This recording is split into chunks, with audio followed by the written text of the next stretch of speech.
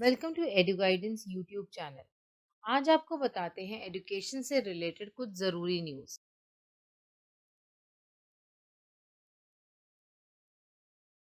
CBSE करेगा स्कूली शिक्षा में बड़ा बदलाव। 10+2 की जगह होगा अब ये नया फॉर्मेट।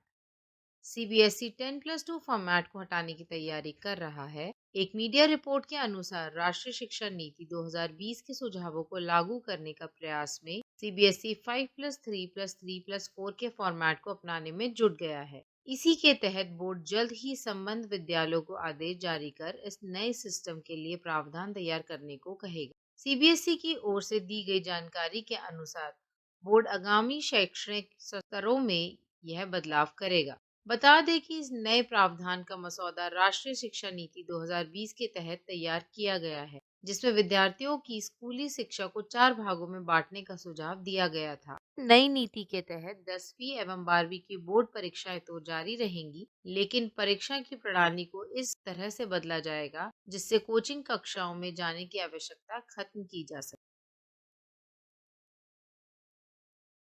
सीबीएसई बोर्ड स्कूलों में परखेगा छात्रों की तैयारी।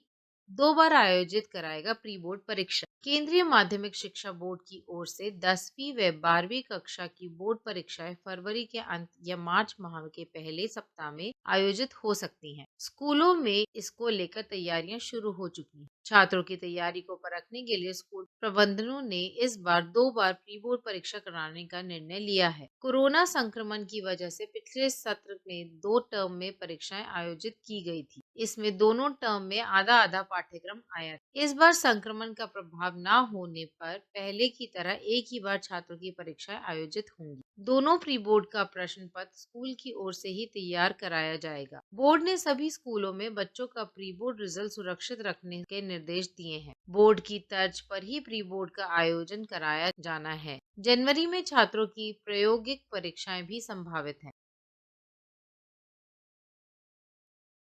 AKTU admissions. एकेटीयू की खाली सीटों पर एडमिशन के लिए 1 दिसंबर से शुरू होगा registration. AKTU admission 2022 registration. APJ Abdul Kalam technical university में दाखिले के लिए काउंसलिंग प्रक्रिया के बाद खाली बची सीटों के लिए पंजीकरण प्रक्रिया 1 दिसंबर 2022 से शुरू होगी। योग्य उम्मीदवार आधिकारिक वेबसाइट aktu.ac.in पर ऑनलाइन आवेदन कर सकते हैं। इससे पहले हाल ही में APJ Abdul Kalam technical university ने घोषणा की थी कि वह 6 नवंबर से शुरू सत्र में बीटेक प्रथम वर्ष के छात्रों को हिंदी में भी पढ़ाना शुरू करेंगे। कुलपति ने कहा कि इस साल हम केवल बीटेक पाठ्यक्रमों के लिए हिंदी को शिक्षण के माध्यम के रूप में पेश कर रहे हैं, लेकिन अगले साल से हम अन्य पाठ्यक्रमों को भी शामिल करेंगे। सभी कॉलेजों के शिक्षकों को निर्देशित किया गया है कि वे बीटेक पाठ्यक्रम को अंग्रेजी के साथ हिंदी में पढ़ाने की तैयारी शुरू कर दें। विश्वविद्यालय के एक अधिकारी ने कहा कि इंजीनियरिंग पाठ्यक्रम पढ़ाने वाले शिक्षकों को हिंदी और अंग्रेजी में निर्देश तैयार करने होंगे। UP board exam 2023। UP board परीक्षा कार्यक्रम जल्द होगा जारी।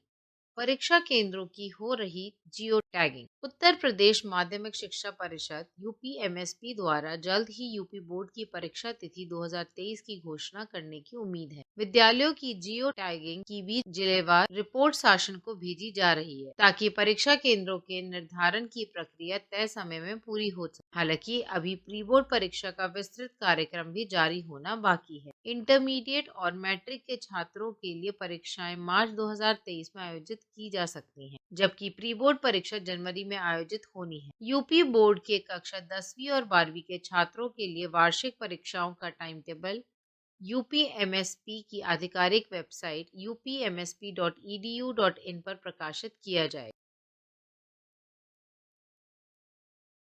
NEET PG 2022। NEET PG counselling के मॉप अप राउंड की रिपोर्टिंग 19 नवंबर से शुरू। छात्रों के पास 5 दिन का मौका। NEET PG counselling 2022 medical counselling committee MCC ने शनिवार 19 नवंबर को NEET PG counselling 2022 mop up round का फाइनल रिजल्ट आधिकारिक वेबसाइट mcc.nic.in पर जारी कर दिया है। जिन उम्मीदवारों को शॉर्टलिस्ट किया गया है उन्हें आवंटित कॉलेज को रिपोर्ट करना होगा। 20 से 24 नवंबर 2022 के बीच करें रिपोर्ट। छात्रों को आवंटित मेडिकल कॉलेज में रिपोर्ट करने के लिए 5 दिन का समय दिया जाएगा। शेड्यूल के अनुसार उम्मीदवारों को 20 से 24 नवंबर 2022 के बीच रिपोर्ट करना होगा। नीट पीजी काउंसलिंग 2022 के मॉप अप राउंड की अंतिम परिणाम सूची में 8,606 उम्मीदवार शामिल हैं। सूची में नीट पीजी 2022 रैंक, आवंटित कोटा, कॉलेज, पाठ्यक्रम का विवरण है। सभी उम्मीदवार यह सुनिश्चित करेंगे कि आवंटित कॉलेज द्वारा प्रवेश प्रक्रिया इंट्रा एमसीसी के ऑनलाइन रिपोर्टिंग पोर्टल के माध्यम से की जानी चाहिए। ऑफलाइन मोड के माध्यम से किसी भी प्रवेश को शून्य माना जाएगा।